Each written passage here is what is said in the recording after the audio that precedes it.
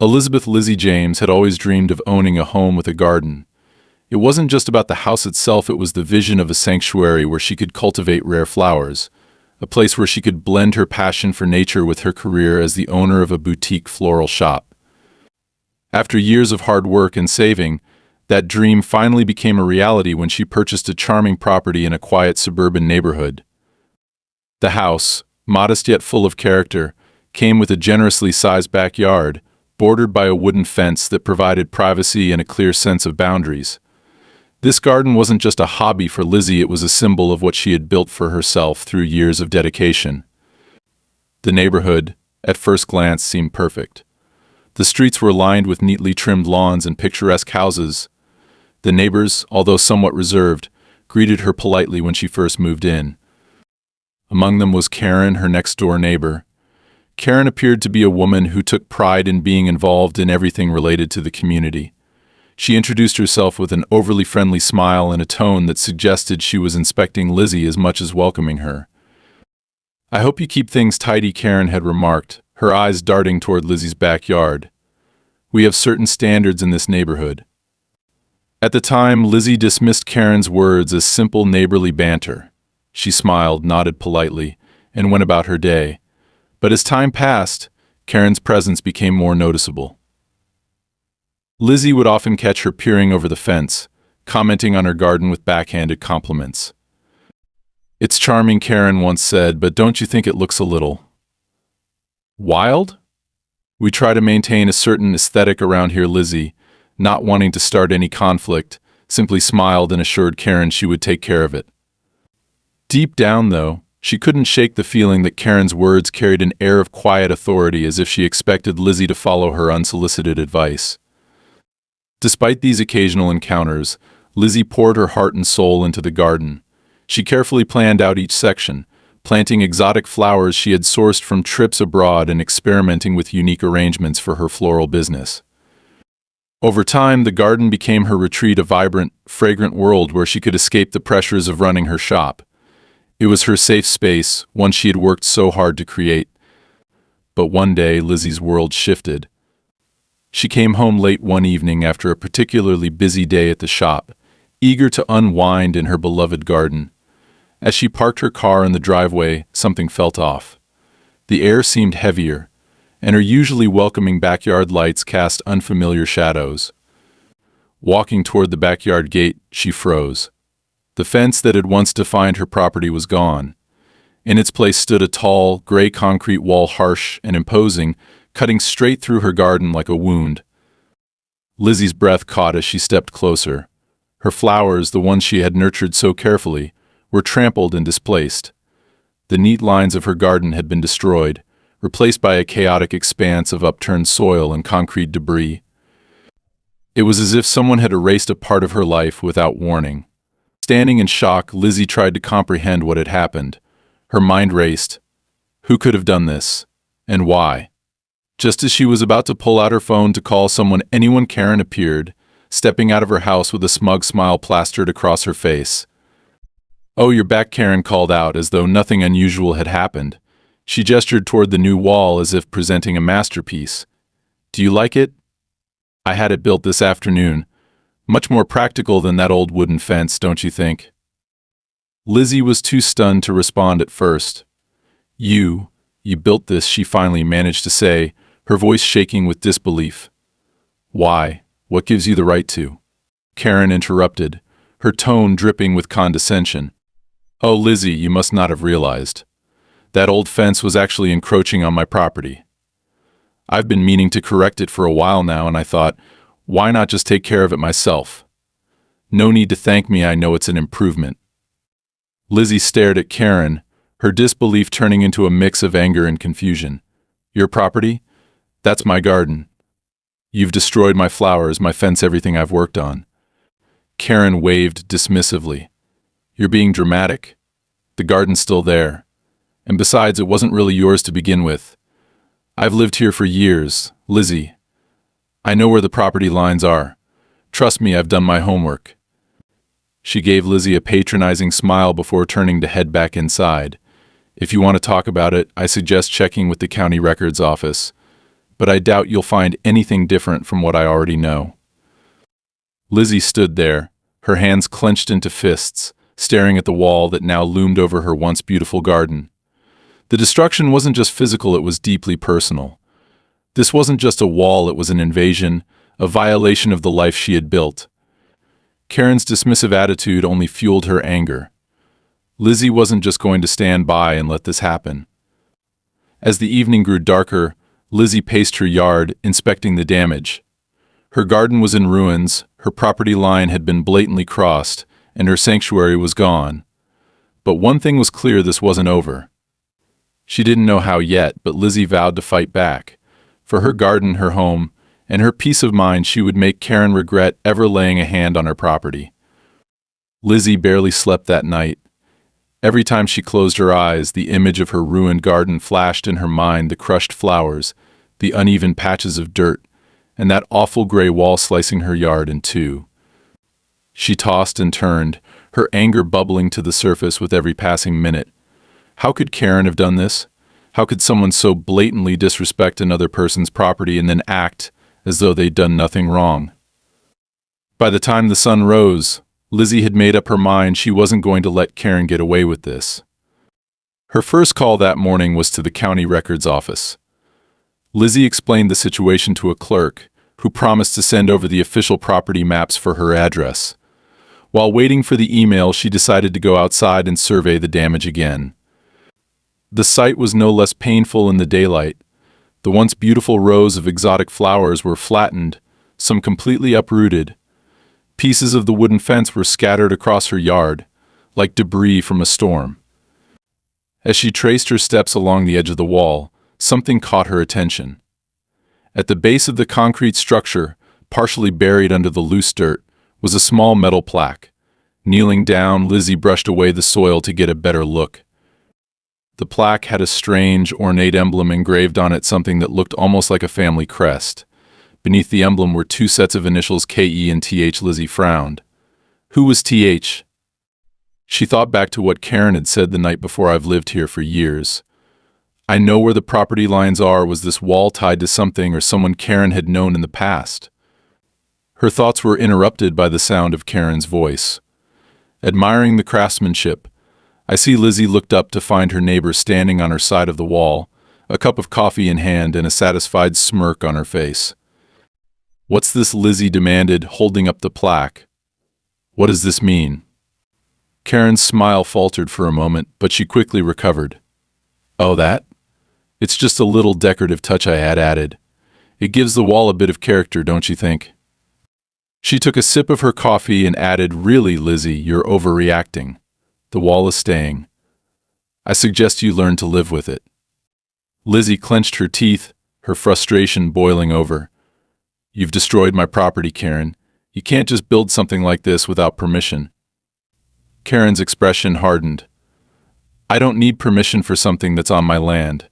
I suggest you look into the records before making accusations you can't back up. Now, if you'll excuse me, I have plans for my new garden area."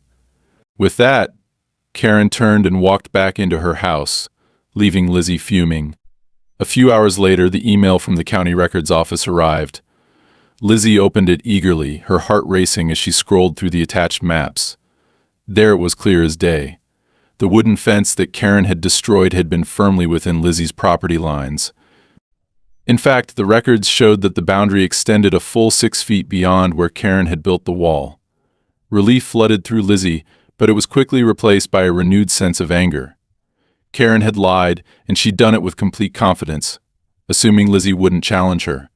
Feeling emboldened, Lizzie decided to confront Karen with the evidence. She printed out the maps and marched next door, knocking firmly on Karen's front door. It took a moment, but eventually Karen opened it, her expression equal parts annoyance and curiosity. "We need to talk," Lizzie said, holding up the papers. "This is proof that the wall is on my property. You had no right to build it, and you need to take it down." Karen glanced at the papers but didn't take them. Instead, she crossed her arms and leaned against the doorframe. "Proof, huh? Let me guess, those are the same outdated records everyone uses. You really shouldn't trust everything you see on paper, Lizzie." "They're official records," Lizzie snapped. From the county, Karen's expression darkened, but she didn't lose her composure. Well, if you're so confident, then take it to court. But I should warn you it'll cost you more than just time and energy. You might want to think about whether it's really worth it. What's that supposed to mean? Lizzie asked, her voice rising. Karen smirked again, her tone dripping with mock concern. Oh, nothing, just friendly advice. You're new to this neighborhood, Lizzie. Things tend to get complicated when people start stirring up trouble. The threat was clear, and it sent a chill down Lizzie's spine. She turned and walked away, her hands shaking with a mix of anger and fear. As she stepped back into her house, she realized something. Karen wasn't just stubborn, she was calculating. This wasn't going to be a simple matter of showing proof and resolving the issue. Karen was prepared to fight, and she wasn't playing fair. That evening, as Lizzie sat in her living room trying to figure out her next move, she heard strange noises coming from her backyard. She grabbed a flashlight and cautiously stepped outside. The beam of light swept across the yard, landing on a group of unfamiliar figures standing near the wall. They were men, dressed in work clothes with shovels and wheelbarrows. One of them was digging into the soil while another loaded dirt into a wheelbarrow. "Hey," Lizzie shouted, her voice cutting through the quiet night. "What are you doing on my property?" The men froze, then quickly turned to leave, dragging their tools with them. Lizzie's heart raced as she watched them disappear into the shadows. She glanced at the wall and noticed something she hadn't seen before: fresh markings in the soil, as though something had been buried or removed. The next morning, Lizzie found a small note tucked under her windshield wiper. It was written in a neat, almost delicate hand and read, "Drop it. You don't know what you're getting into." Lizzie's hands trembled as she read the words. She felt the weight of the threat, the warning that Karen wasn't just a difficult neighbor, she was someone willing to go to great lengths to protect her actions. But Lizzie wasn't going to back down. Whatever Karen was hiding, Lizzie was determined to uncover it. The wall, the plaque, the strange markings in the soil, it all felt connected. Lizzie didn't know what Karen was up to, but one thing was certain: this wasn't just about a property line anymore. It was something deeper, something more sinister. And Lizzie knew she would need more than just maps and official records to stand her ground. She needed a plan. Lizzie spent the following day pacing her garden, trying to make sense of everything that had happened. The warning note left under her windshield was enough to shake her, but it also solidified her resolve. Karen had crossed every imaginable boundary, and Lizzie wasn't going to let her bully her into silence. The county records clearly showed that the wall was on Lizzie's property, and the fresh markings in the soil from the previous night suggested that Karen, or whoever Karen had hired, was up to something far more intentional than simply improving the neighborhood. The first step, Lizzie decided, was to protect what was left of her garden. She went out and bought temporary fencing to install around the remaining flower beds. It wasn't much, but it at least created a physical barrier between Karen's encroachment and her personal sanctuary. As she worked, Lizzie noticed something odd. Near the base of the wall, in the same area where the men had been digging the night before, the soil seemed unusually compacted and uneven, almost as if someone had deliberately tried to cover something up. Lizzie crouched down to examine it more closely. She dug into the soil with her hands, finding nothing at first but dirt and rocks. But after a few minutes, her fingers brushed against something solid. She pulled it out, a small, rusted metal object that looked like a piece of an old tool, or maybe a lock. It didn't seem important at first glance, but something about it felt strange. Why would this be buried here, so close to the wall? Was it part of the construction, or did it have something to do with Karen's recent activity? That evening, Lizzie decided to share what was happening with a close friend, Rebecca, who worked as a paralegal. Over coffee in Lizzie's kitchen, she laid out the situation: the wall, the property line dispute, the men digging in her yard, and the cryptic warning note. Rebecca listened intently, her brow furrowed. "This isn't just about the wall," Rebecca said finally. "Karen's clearly hiding something, but you need to be careful. People like her don't just stop when they think they're winning. She's escalating because she feels cornered, and that makes her dangerous." Lizzie nodded, feeling both validated and uneasy. "I know, but what am I supposed to do?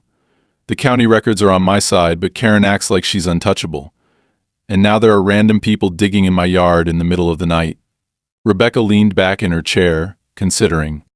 You need evidence, something concrete that proves she's crossing the line legally and physically. You said the wall is 6 feet onto your property, right? That's trespassing. And if she's digging or burying things in your yard, that could be criminal too.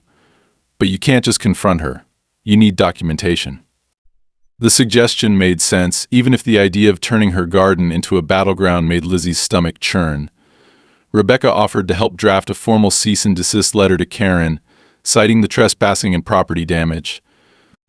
In the meantime, Lizzie decided to take Rebecca's advice and start documenting everything. She installed a trail camera facing the wall, hidden among the remaining plants. The camera wasn't obvious, and it would allow her to monitor any activity near the wall without escalating the situation further. For a few days, nothing happened. Lizzie avoided Karen as much as possible, focusing on repairing the damage to her garden and trying to get back into the rhythm of her daily life. But the tension lingered. Every time she stepped outside, she felt Karen's presence, whether it was a glance from a nearby window or the sound of her voice carrying over the wall. It was as though Karen was always watching, waiting for an opportunity to strike again. That opportunity came sooner than Lizzie expected. One morning, she woke to find a stack of papers stuffed into her mailbox. At first, she thought it was junk mail, but as she flipped through the documents, her heart sank. Karen had filed a formal complaint with the local community council, accusing Lizzie of illegally extending her garden onto Karen's property. The complaint included claims that Lizzie's flowers and fencing were an eyesore and a violation of community standards. The irony was almost laughable. Karen had destroyed Lizzie's property, yet she was the one playing the victim. Lizzie immediately forwarded the documents to Rebecca, who was equally outraged. She's trying to flip the narrative, Rebecca said over the phone. If she can make you look like the problem, it'll complicate things for you in court. We need to move fast. That evening, Lizzie decided to check the footage from her trail camera. At first, there was nothing unusual, just the quiet, empty backyard and the occasional bird passing by. But then, in the middle of the night, movement caught her eye. She rewound the footage and froze. There they were again, the same men she had seen before, digging in the exact same spot. This time the camera caught more detail. One of the men pulled something out of the ground, a long, cylindrical object wrapped in cloth. Lizzie couldn't make out what it was, but it was clear they were working with precision, as if they knew exactly what they were looking for. Lizzie saved the footage and sent it to Rebecca immediately. This changes everything, Rebecca said. They're not just digging for fun. Whatever they're doing, it's deliberate, and Karen is definitely behind it. This is more than just a property dispute now. Armed with the footage and the county records, Lizzie and Rebecca decided it was time to escalate the fight. They filed an official trespassing complaint against Karen and submitted the video evidence to the local authorities. The process was slow and bureaucratic, but it was a step forward. Lizzie hoped that bringing in a neutral party would finally put an end to Karen's antics. But Karen wasn't finished. The next day, Lizzie woke to find her garden in even worse condition. Someone had deliberately poured a foul-smelling chemical onto her flower beds, killing several of her remaining plants. The stench was overwhelming, and the damage was irreversible. Lizzie stood in the middle of her ruined garden, tears of frustration welling up in her eyes. She didn't have to wonder who was responsible. This had Karen written all over it. Later that afternoon, Lizzie saw Karen standing on her porch, watching her with that infuriatingly smug expression. Lizzie's hands trembled with anger, but she forced herself to stay calm. This wasn't over. Karen might have the upper hand now, but Lizzie wasn't going to let her win. As the sun set, Lizzie reviewed the footage from the camera again, looking for any new activity. The images of the men digging and the strange object they had unearthed replayed in her mind. What was Karen hiding? And how far was she willing to go to keep it a secret?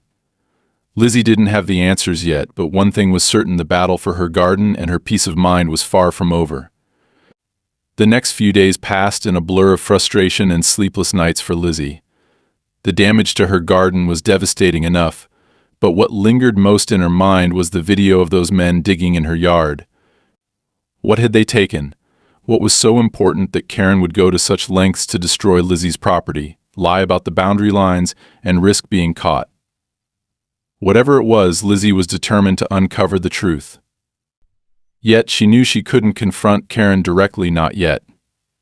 Every step Karen had taken so far was calculated, and Lizzie needed to make sure she was prepared for whatever move her neighbor made next. Rebecca, as always, was quick to jump into action. "This isn't just about property rights anymore," she told Lizzie during a late-night phone call. "Karen is escalating because she has something to lose. If we figure out what it is, we might be able to end this for good. But we need to move carefully. This has gone way beyond a simple boundary dispute." Encouraged by Rebecca's support, Lizzie decided to dig deeper into the history of her property. She started by requesting more detailed records from the county office, specifically anything related to past ownership and land use. It took a few days, but when the documents arrived, they painted a curious picture. Her house and garden had been part of a much larger estate decades ago, owned by a family called the Halsteads.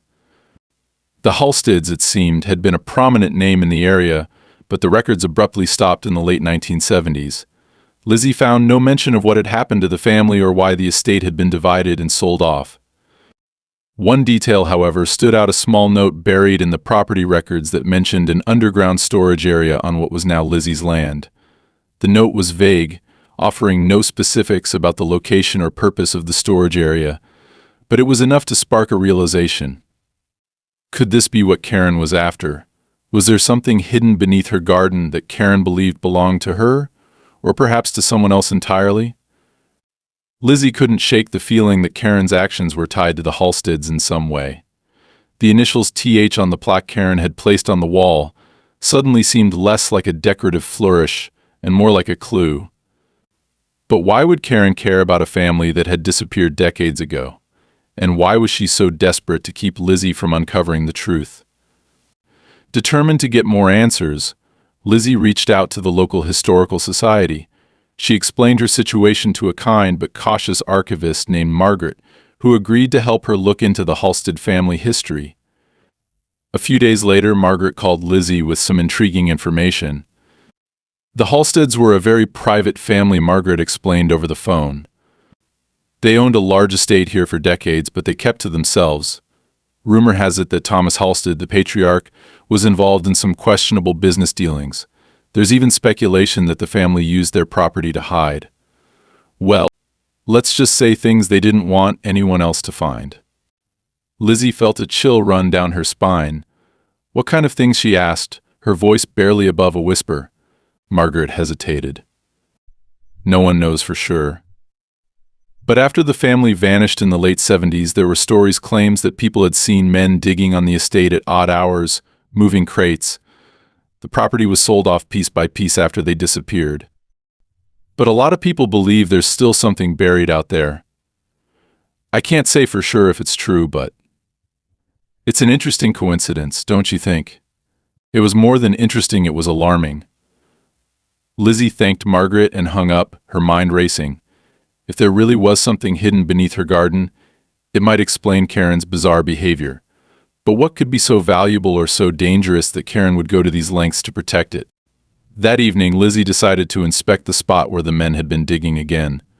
Armed with a flashlight and a spade, she carefully worked her way through the soil, searching for any sign of what they might have unearthed.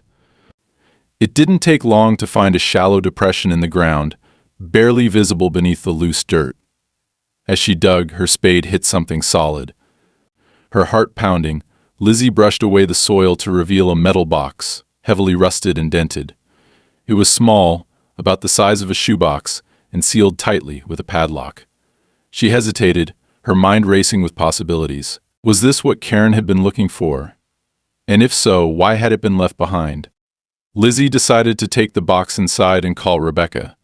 Together, they carefully pried it open using a set of tools Rebecca had brought over. Inside, they found a collection of old papers, photographs, and a small leather-bound notebook. The papers were brittle with age, but the text was still legible. They appeared to be legal documents, contracts, deeds, and letters, all signed by Thomas Halstead. The notebook was the most intriguing find.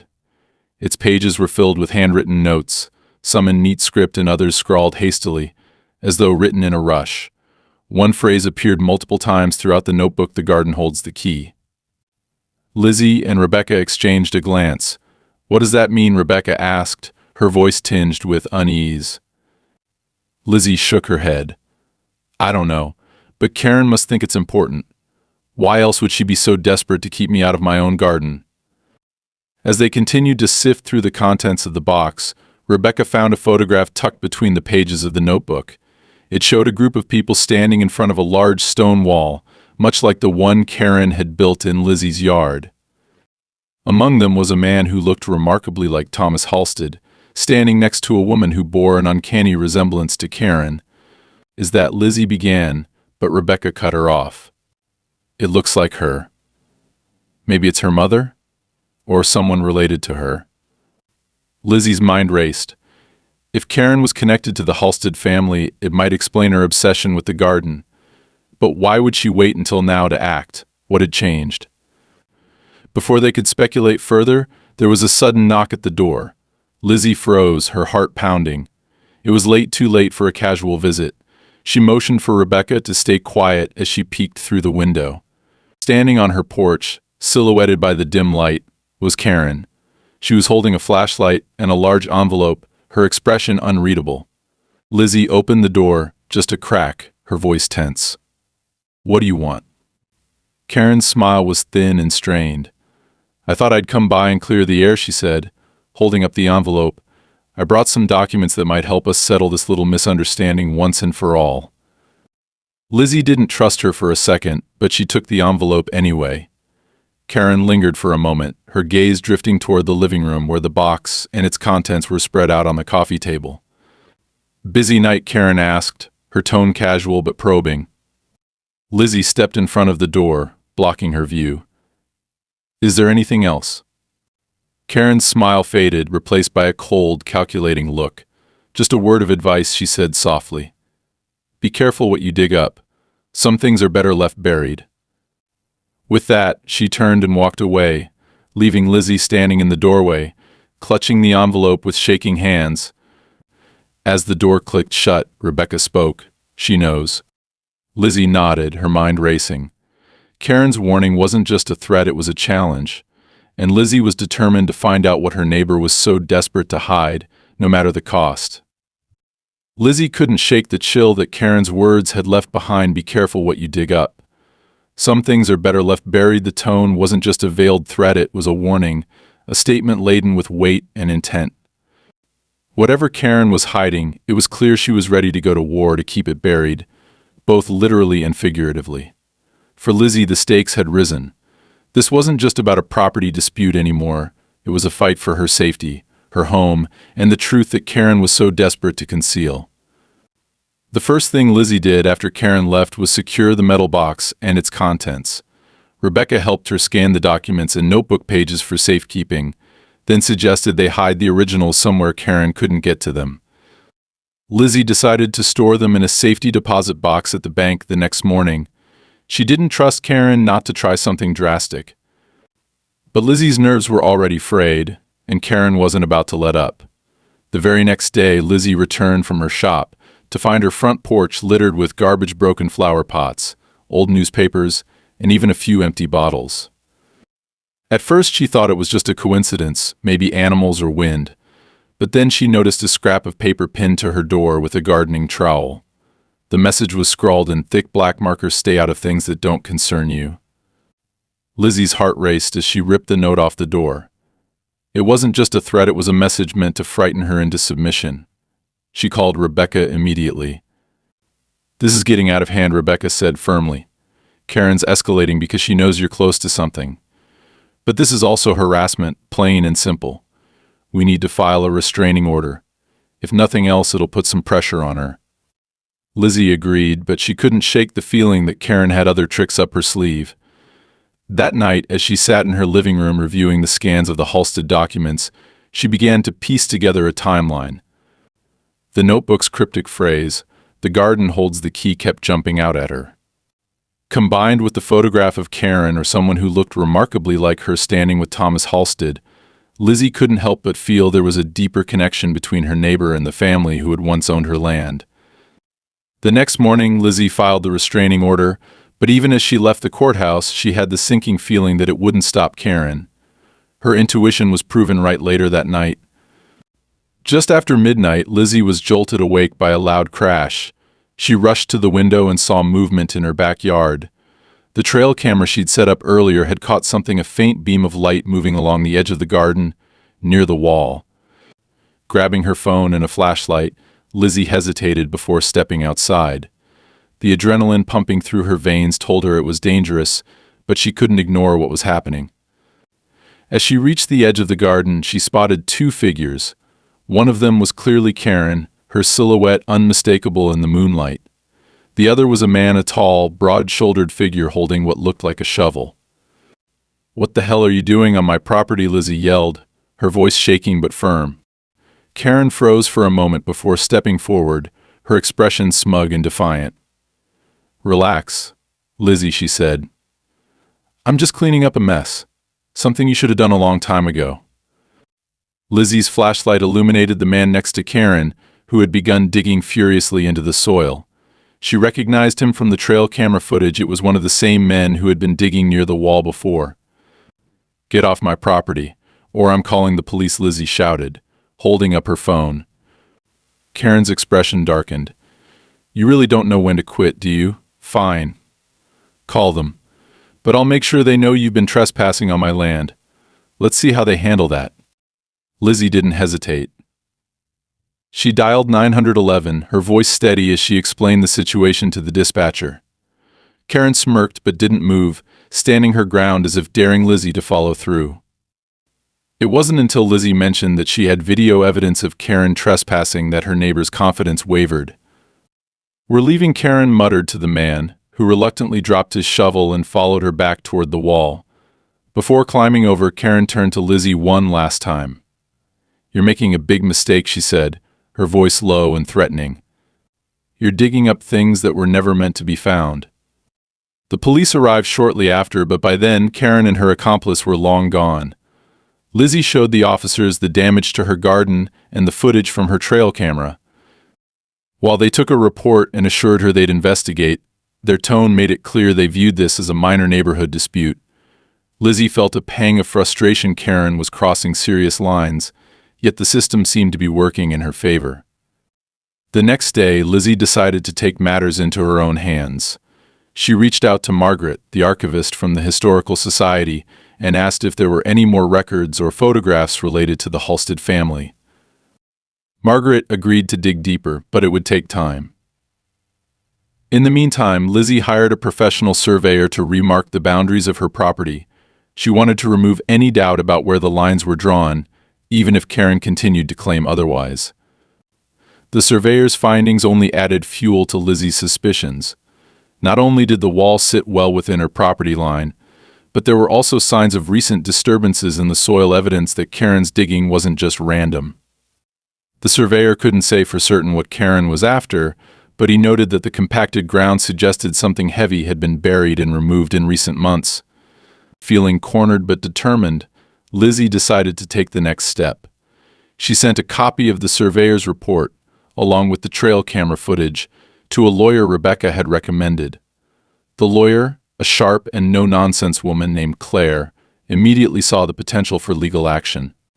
"She's trespassing, destroying your property, and making threats," Claire said during their first meeting.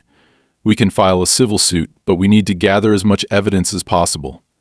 This isn't just about the wall anymore, it's about protecting your rights as a homeowner." Lizzie felt a flicker of hope. For the first time, it seemed like she had a chance to fight back in a way that would truly hold Karen accountable. But she also knew that Karen wouldn't back down easily. That suspicion was confirmed later that week when Lizzie returned home to find her garden vandalized yet again. This time, someone had spray-painted large red XS across her flower beds and scrawled the words "Keep out" on her patio. Lizzie was furious but not surprised. Karen was escalating, just as Rebecca had warned. The vandalism only strengthened Lizzie's resolve. She contacted Claire and gave her the new evidence, determined to press forward with the lawsuit. But as she sat in her now desecrated garden that evening, staring at the ruins of her hard work, Lizzie couldn't shake the feeling that the worst was yet to come.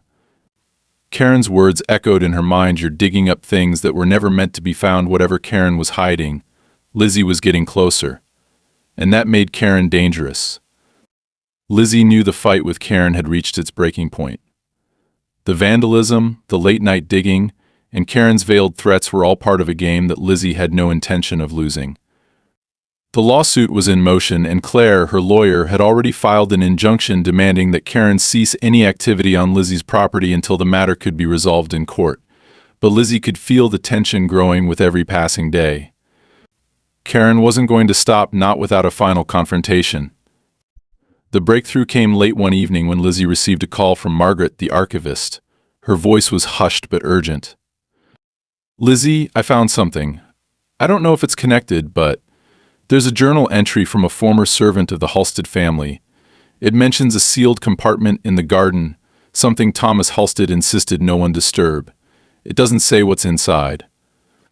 But it was described as dangerous to the family's reputation." Lizzie's heart pounded as Margaret continued. "There's also a reference to a second family neighbors who lived nearby. Their last name was Edwards. Does that name mean anything to you?" Lizzie's mind raced. Edwards, Karen's initials --K.E. Could it be possible that Karen's family had ties to the Halsteds? The pieces began to fall into place. Karen wasn't just protecting her pride or asserting dominance over a property line. She was guarding something buried in the garden, something tied to her family's past. The next day, Lizzie shared Margaret's findings with Claire. The lawyer was intrigued but cautious. "This is useful context," Claire said, "but it's not evidence. We need something concrete to take to court.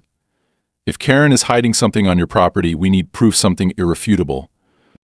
Lizzie decided to use the trail camera again, this time placing it closer to the area where Karen's men had been digging.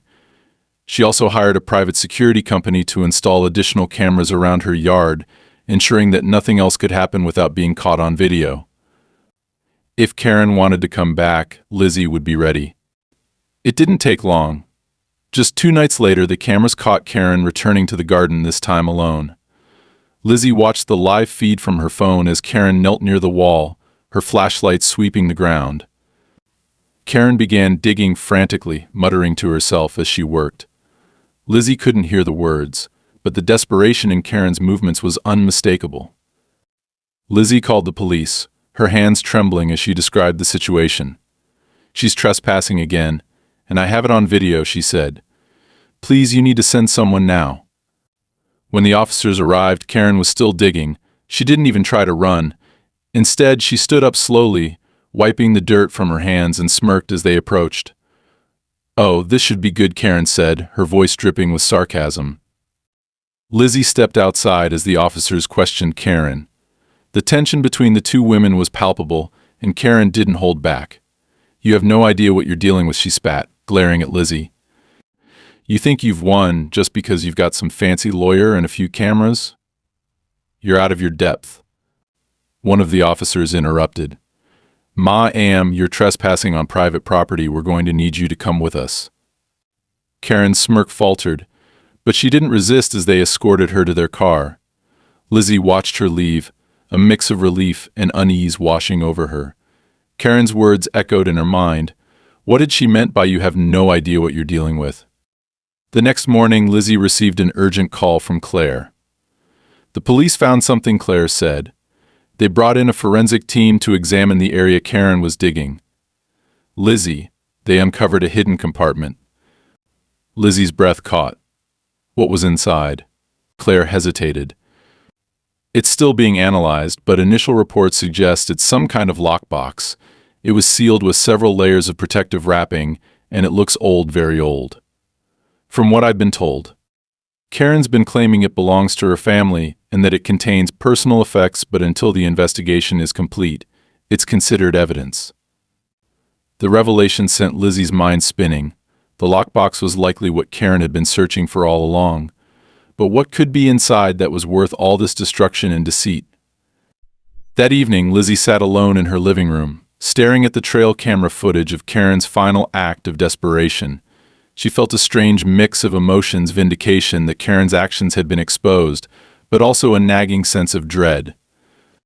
The lockbox might answer some questions, but Lizzie had a feeling it would raise even more. A few days later, Claire called with an update. "Lizzie, I think you'll want to hear this," she began. "The contents of the lockbox are unusual. There were documents inside, old letters and legal agreements, all tied to the Halstead family and the Edwards family, Karen's ancestors. It seems the Halsteads were involved in some shady business dealings, and the Edwards family helped them cover it up.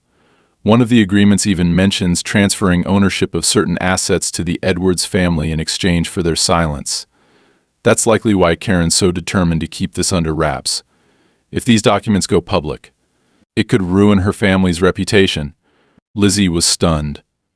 So all of this, everything Karen's done, it was to protect her family's secrets. Claire sighed. "It seems that way. But there's more. One of the letters mentions a second lockbox, supposedly buried elsewhere on your property. Karen might have been looking for that too." The weight of Claire's words settled over Lizzie like a storm cloud.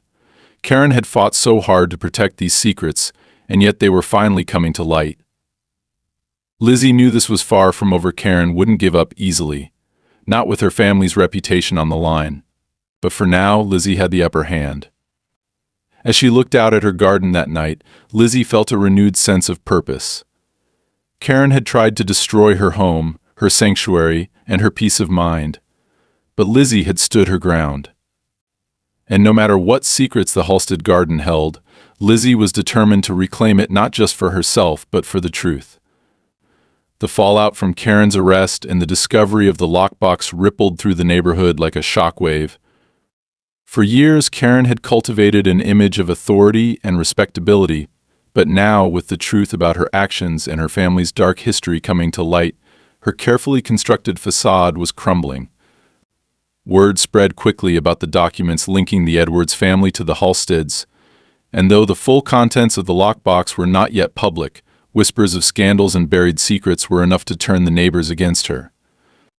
Lizzie watched the transformation unfold with a mix of relief and lingering anxiety. Karen had always been so relentless, so confident in her ability to manipulate others. Now, her power over the community was gone. But Lizzie also knew that Karen wasn't someone who gave up easily, and the possibility of retaliation still loomed. The legal process moved quickly. Claire was able to push the case forward, leveraging the evidence of trespassing, property damage, and harassment to secure a court ruling in Lizzie's favor. The wall Karen had built was officially deemed an illegal structure and ordered to be torn down. The cost of the demolition, along with the damages Karen owed for the destruction of Lizzie's garden, left Karen facing financial ruin. On the day the wall was finally removed, Lizzie stood in her yard, watching as workers dismantled the gray monstrosity piece by piece. It was a bittersweet moment. The sight of her garden opening back up to its original boundaries filled her with a sense of triumph, but the scars left behind, the trampled flowers, the disturbed soil, the months of stress and uncertainty were still fresh. As the last section of the wall came down, one of the workers approached Lizzie. "Found this wedged in the foundation," he said, handing her a small, dirt-encrusted object. It was a key, old and ornate, with intricate engravings that matched the style of the Halstead lockbox. Lizzie held it in her hands, her mind racing. Could this be the key to the second lockbox mentioned in the documents? If so, where was it buried? For now, Lizzie decided to put the key away. She'd had enough of digging up the past, both literally and figuratively. The secrets of the Halstead and Edwards families could wait. Her priority was restoring her garden and reclaiming the peace Karen had tried so hard to destroy. Karen, meanwhile, became an outcast in the neighborhood. With her finances drained and her reputation in shambles, she put her house on the market and quietly moved away. The neighbors, many of whom had once sided with her out of fear or complacency, began reaching out to Lizzie, offering apologies and support. Some even volunteered to help her rebuild her garden. In the weeks that followed, Lizzie threw herself into the task of restoring her sanctuary. She replanted the crushed flowers, tended to the soil, and carefully designed new beds to replace what had been lost. Her garden slowly came back to life, not just as a place of beauty but as a symbol of resilience and victory. On a warm Saturday afternoon, Lizzie invited her neighbors over for a garden party to celebrate the space's renewal. The event was a turning point not just for Lizzie but for the neighborhood as a whole. People who had once avoided each other out of fear of Karen's judgment now mingled freely, sharing laughter and stories. As the sun set and the party wound down, Lizzie stood near her favorite section of the garden, watching the glow of the lanterns she'd hung among the trees. Rebecca joined her, holding 2 glasses of lemonade. "You did it," Rebecca said, handing Lizzie a glass. "You stood your ground, and now look at this place. It's more beautiful than ever."